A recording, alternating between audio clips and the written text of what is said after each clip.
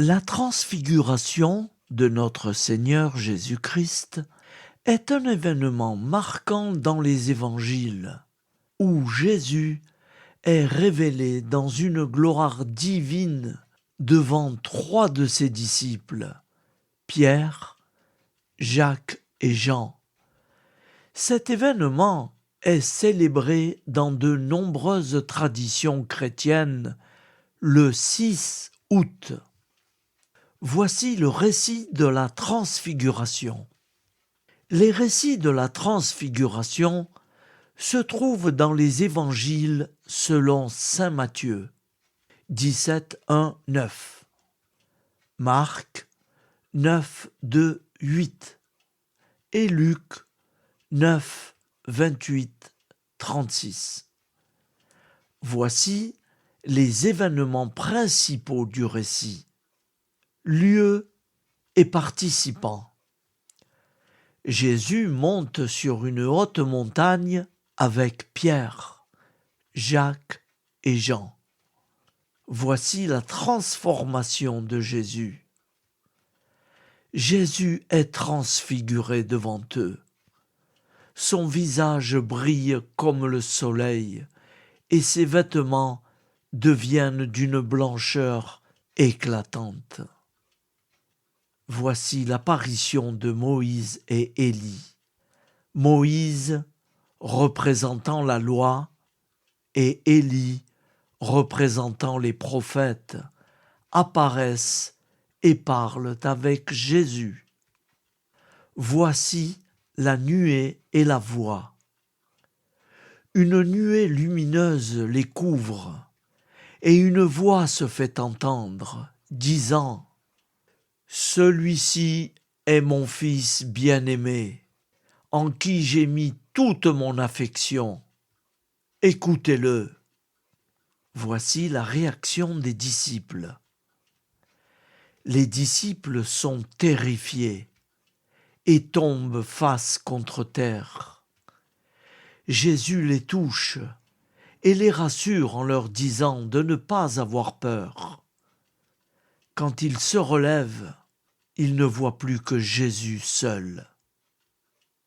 Voici la consigne de Jésus.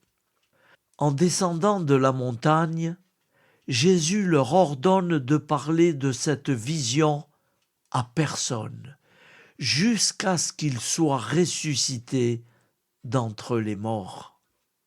Voici la signification théologique. La transfiguration révèle plusieurs aspects essentiels de la foi chrétienne.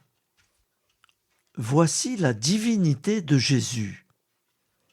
Elle confirme la nature divine de Jésus, montrant un avant-goût de sa gloire céleste.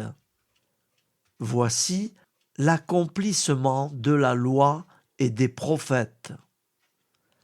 La présence de Moïse et d'Élie symbolise l'accomplissement de l'Ancien Testament en Jésus. Voici la préfiguration de la résurrection.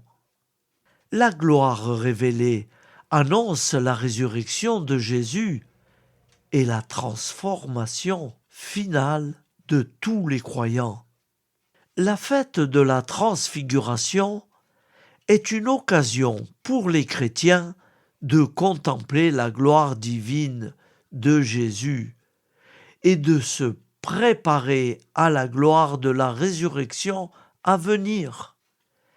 Elle est particulièrement célébrée dans les églises orthodoxes, catholiques et anglicanes. Acclamons la parole de Dieu. Louange à toi, Seigneur Jésus. Au nom du Père, Créateur, du Fils, Sauveur, et de l'Esprit Saint, Consolateur. Amen. Avec notre très sainte famille, Jésus, Marie, Joseph, nous y croyons très fort.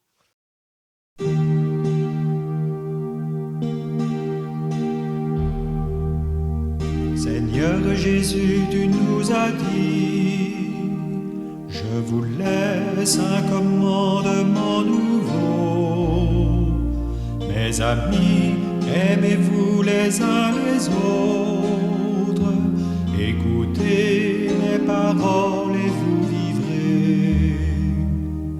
Devant la haine, le mépris, la guerre, devant les injustices, les détresses, au milieu de notre indifférence, ô Jésus, rappelle-nous ta parole.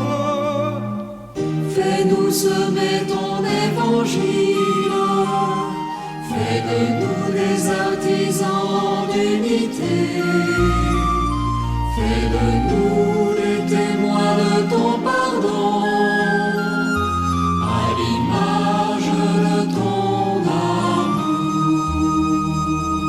Tu as versé ton sang sur une croix pour tous les hommes de toutes les races.